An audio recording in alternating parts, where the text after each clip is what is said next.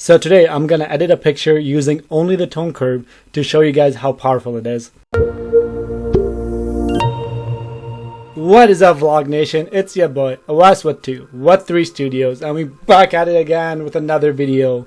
Like I said in the intro, today we're talking about the tone curve. So first, just in case you're not familiar, I'll show you guys what the tone curve is. Then I'll edit a picture using only the tone curve to show you guys what it can do. Alright, so without any further ado, let's hop into Lightroom and let's begin. Alright gang, this is the picture we're going to be working with today. As you can see, I've done no edits to it in anything because I want to show you guys what you can do using just the tone curve and nothing else.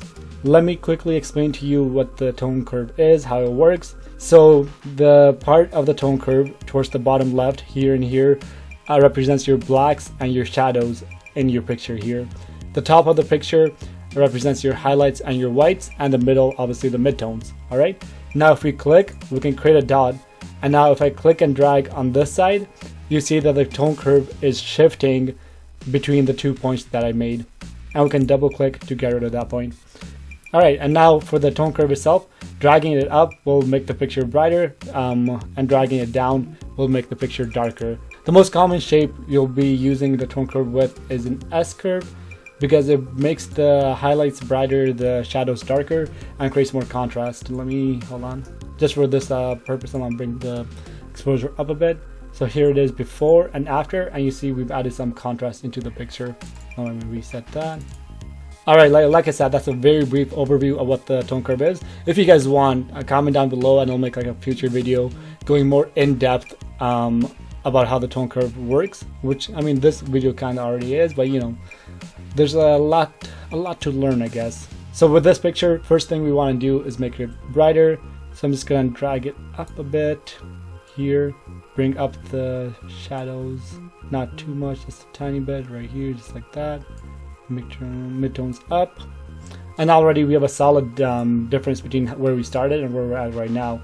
I'm going to create that faded film look. So what we can do is drag the blacks up like this. So what I'm going to do is adjust this point right here, and what we're doing is changing how dark the darkest points are, if that makes sense.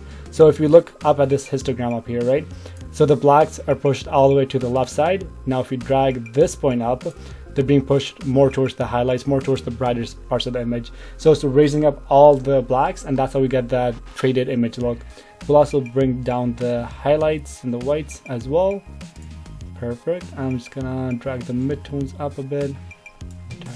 I want to keep some of the blacks darker to leave some contrast, so that's why I created this point here. And already you can see a big difference from where we started and where we are at now. So with this curve, I think I'm happy with where it is at now, at least for the purposes of the tutorial. Let's move on to these three curves, the red, green, and blue ones. Alright, so now with these curves, we can adjust specific colors in the image. So we have our red channels, our green channels, and our blue channels. And as you can see on the graph, above the line is one color and below is another one. So as you can see here with the blue channel, everything above the line is blue, everything below is yellow. But yeah, we don't need to know all of the color theory. All we need to know is if we bring, say, this curve down, the blue channel, it'll make the picture more yellow. And if we bring it up, it'll make it more blue. For this image, I want to add more blues into the shadows and yellow orange into the highlights. So I'm going to make a point right in the middle, then drag this side of the curve up a bit, a tiny bit to add in the blues. Also just going to fade this curve a bit as well. And then on this side, I'm going to drag it down, add some yellows, just like that. And the midtones, warm those up a bit as well. Alrighty, that's good for, again, this purpose. Look at the image, it's a bit purple here in the shadows and the darker parts. So we're going to go into the green channel, and as you can see, if we drag down, the image becomes more purple, magenta. If we drag up, it'll become more green. So if you want to get rid of the purples in the shadows here, what we need to do is create a couple dots here and drag the shadows a tiny bit up, very slight adjustments. I'm not even sure if this will pick up on YouTube. But yeah, there we are. Now for the red channels, there isn't really anything I want to change here, but I'll show you guys this. So see this little icon right here? So if you click on it, go to any part of our picture, so let's say our hair, it'll show where on the curve that part is. So this is in the shadowy area of the reds. Now if we click and drag, we can add more reds to the image, and if we click and from that point, right? Now if you click and drag, it'll create a point where that handle is, and now we can adjust it if we need to. So I'm gonna actually bring up the reds a tiny bit right here. I'm gonna create a point in the middle just to keep that balanced. Perfect, right there. And now we have just a bit more red in her hair, but it's added a bit of red here into the shadows a bit too much. So I'm gonna go to the shadowy area and click and drag down just a slight bit. Here's before we did anything with the red channels, and here is after, just a very slight difference. All right, so let's see where we started and where we're at now. So here's the before and here's the after. And remember, this was all in the tone curve. We didn't adjust anything else.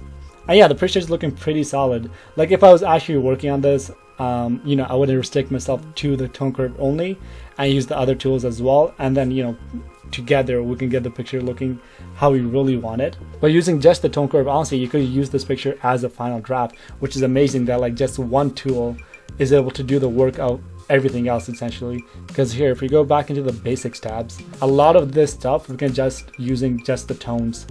So for example, the white balance, the temperature, and the tint, we can adjust the temperature, which we did using the blue channel, and we can adjust the tint using the green channel.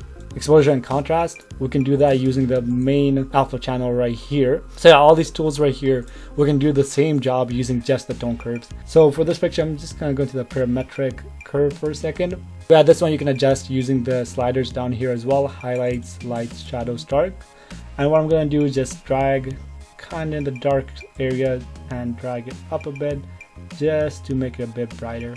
Alrighty, and that I'd say is our final image in terms of the tone curve.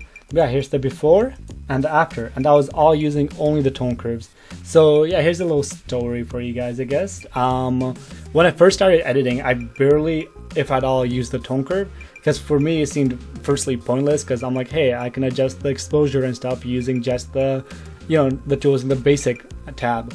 But think about it now, I think the main reason I didn't use it is like because it was intimidating in a way. Because it's such a powerful tool, like I showed you guys today, you can essentially edit an entire picture using nothing but the tone curve, that if you're not using it properly, you can really mess up your image. So that's why I avoided it for the longest time. But you know, as I continued in like my journey and stuff, watched more tutorials, binged YouTube at like 3 times speed, did my ting, you know, I realized just how powerful this tool is, and I was like really handicapping myself by not using it. And this was just a very basic edit, right? You can get very creative with it, you know, play around with the colors. It's a, like I said, it's a really powerful tool. Yeah, I want to show you guys one more thing. It's a very basic example before we wrap up this video. And hey, if you're enjoying it so far, you know, press that like button, subscribe if you're not already, you know, leave a comment down below, all that good stuff. But I'm gonna show you guys one last thing using this image right here. So for example, the picture's a bit too bright, so I'm gonna go into the first tab right here and just drag down the curve, bring it a bit, drag down the, so I drag down the lights and the darks. Now already it's a lot more balanced and the exposure's a lot better. So yeah, like I said at the beginning of the video, the most common shape for the tone curve you'll find is the simple S curve. So we make a dot right here in the middle, drag down in the darker parts, drag up in the lighter parts, and it just creates more contrast in our image. So here's the before and after, just, you know, after like 10 seconds playing around with the tone curve. So yeah, the image is a bit too yellow, so we could go, you know, temperature and drag down the blues, but let's keep it as shot. But with our friend the tone curve, we can do the same thing and drag the blue channel up, and let's say their skin right here, I want to drag it down a bit to add a bit more yellow to the picture again.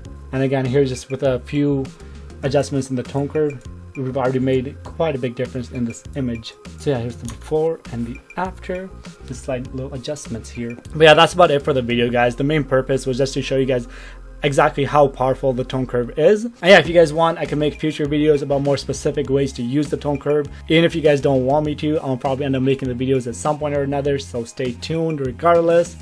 But yeah, because this one is more general, you know, I was just going through one picture showing you guys how you can edit it using only the tone curves. Hope you guys enjoyed the video. Leave a like and a comment if you did. Subscribe if you haven't already. Come through, you know, join the Vlog Nation family. Ring the bell icon, you know, that way you know whenever I upload a new video. Follow me on the socials if you haven't already as well. And until next time, guys, it's been your boy Awais Wattoo, Wattoo Studios. I'll see you next video.